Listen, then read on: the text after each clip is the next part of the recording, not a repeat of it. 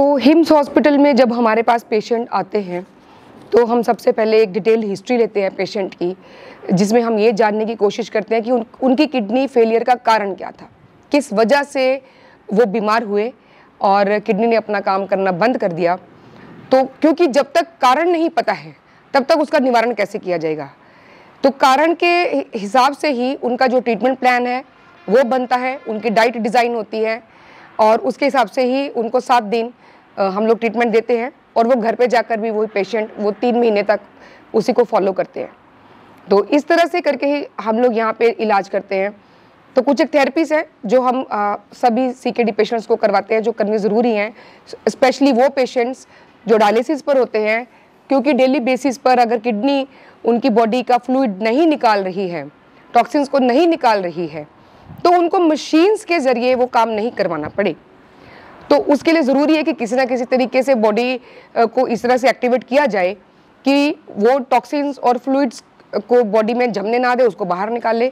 तो उसके लिए हम हेड डाउन टिल्ट करवाते हैं। एक थेरेपी, एक तिरछे बेड, 10 डिग्री का तिरछा बेड है, उस पर पेशेंट को 2 घंटे लेटने के लिए कहा जाता है, उसका ब्लड प्रेशर और बाकी के वाइटल्स देखने के बाद। और दूसरी थेरेपी है अवगासवेद, यानी हॉट वाटर इमर्शन। गले तक पानी में 40 डिग्री पानी का टेम्परेचर रख के उसको 1 से 2 घंटा पेशेंट उसमें बैठते हैं, जिससे कि उनकी जो स्किन है वो एक फ़िल्टर का काम करती है, क्योंकि हमारी बॉडी के अंदर का टेम्परेचर 37 डिग्री है और पानी का टेम्परेचर 40 डिग्री है। तो वो जो 3 डिग्री का फ़र्क है उसके कारण स्किन एक फ़िल्टर की तरह काम करती है और जो फ्लूइड है वो हमारी बॉडी से बाहर आता है, पसीने के रूप में टॉक्सिन्स भी निकलते हैं।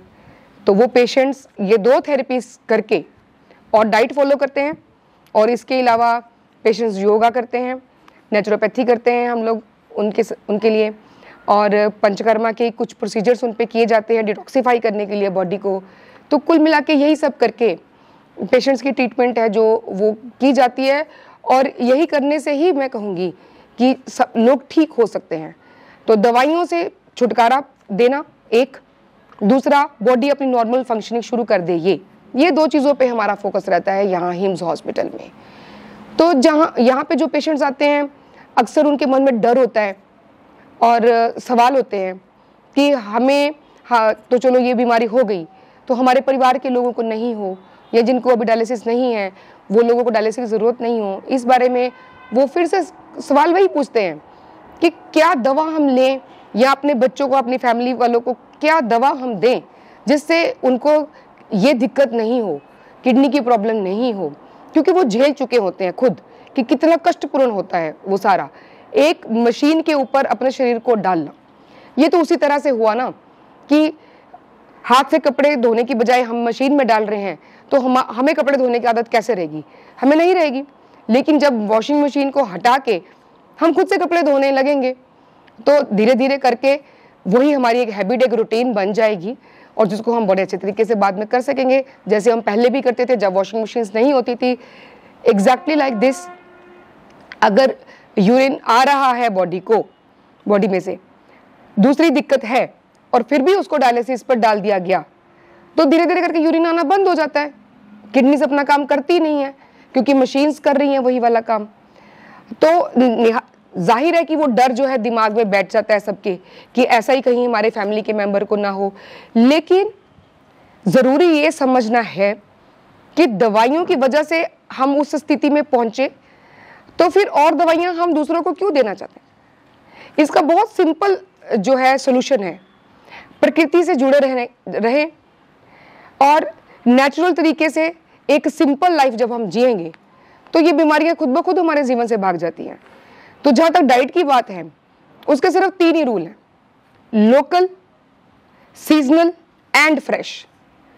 अगर हम इन 3 चीज़ों पे ध्यान रखते हैं अपने परिवार के लिए कि जो लोकल जहाँ हम रहते हैं वहाँ पर पैदा होने वाला फूड, वेजिटेबल्स, फ्रूट्स जो उस मिट्टी में उगते हैं, उस मिट्टी में उगे हुए जो ऑयल सीड्स है उसका तेल।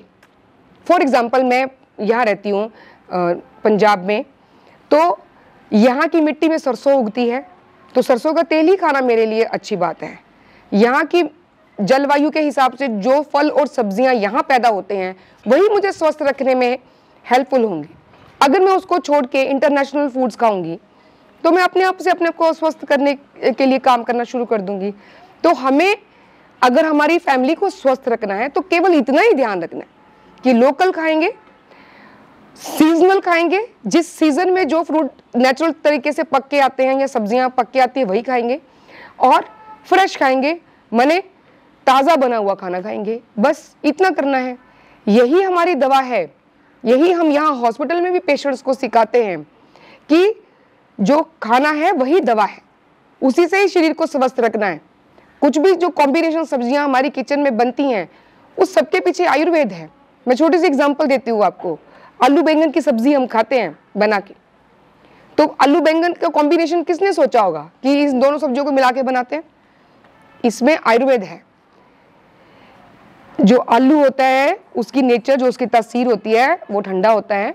जो बैंगन होता है उसकी तासीर गर्म होती है, लेकिन जब दोनों को एक साथ पकाया जाता है तो वो न्यूट्रलाइज कर देते हैं एक दूसरे को, और शरीर को उसके जो पोषक तत्व है वो मिलते हैं, और उसकी उष्णता या उसके शीत गुण दोनों जो है वो बॉडी को अफेक्ट नहीं करते।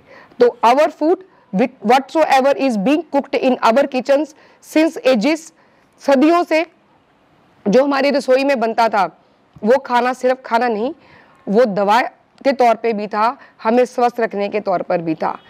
तो करना यही है कि घर पे ही रह के हम कैसे ठीक रह सकते हैं, चाहे आप पेशेंट हैं चाहे आप पेशेंट नहीं हैं।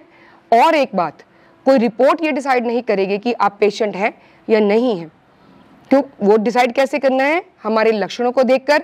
अगर हमारे शरीर में हमें फील हो रहा है कि सिर दर्द है, उल्टी आ रही है, चक्कर आ रहा है, आंख से दिखना कम हो गया, तब हम देखेंगे कि अगर वो ब्लड प्रेशर की वजह से है तब उस ब्लड प्रेशर को कम करने के लिए दवा चाहिए। रोज रोज उसको खाना जरूरी नहीं है। इसी तरह से अगर स्वेलिंग रहती है, बहुत ज्यादा खुजली होती है, पेट में पानी भर गया, छाती में पानी भर गया, कुछ इस तरह के लक्षण जब हमें आते हैं, सांस फूल रही है, तब हमने देखना है कि हमारी किडनी काम कर रही है कि नहीं काम कर रही है। अगर हमने वैक्सीन लिया या कोई दवाइयाँ खाई या हम जिम गए, हमारी फिजिकल एक्टिविटी ज़्यादा हुई, हमारा मसल ब्रेकडाउन हुआ, उस वजह से अगर हमारा क्रिएटिनिन ज़्यादा आ रहा है एक रिपोर्ट में, तो इसका मतलब ये नहीं है कि आप किडनी के पेशेंट हैं। इसका मतलब ये है कि वो कारण कौन सा है जिसकी वजह से क्रिएटिनिन बढ़ा। किडनी एक अकेला कारण नहीं है। तो सीधा डायलिसिस पर जाने की जो बातें हैं वो जब आपसे की जाती है तो आप उनसे पूछिए क्रिएटिनिन बढ़ने के दूसरे और कारण क्या होते हैं। आपका पूरा हक है वो जानने का। उसके बाद ही ये डिसाइड होगा कि हम किडनी के पेशेंट हैं या नहीं हैं। अगर नहीं है तो हमें कुछ भी नहीं करना, और अगर हैं तब भी हमें वही चीज़ें करनी है जो हम अपने घर में रह के बड़े आराम से कर सकते हैं।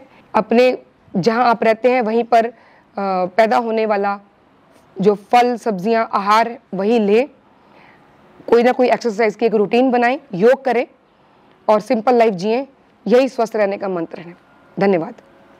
भाई राजीव दीक्षित जी के भारत को विश्व गुरु बनाने के सपने को पूरा करने के प्रयास में एशिया का पहला 1000 बेड का integrated hospital Shuddhigram HIIMS Delhi NCR Meerut में खुल चुका है।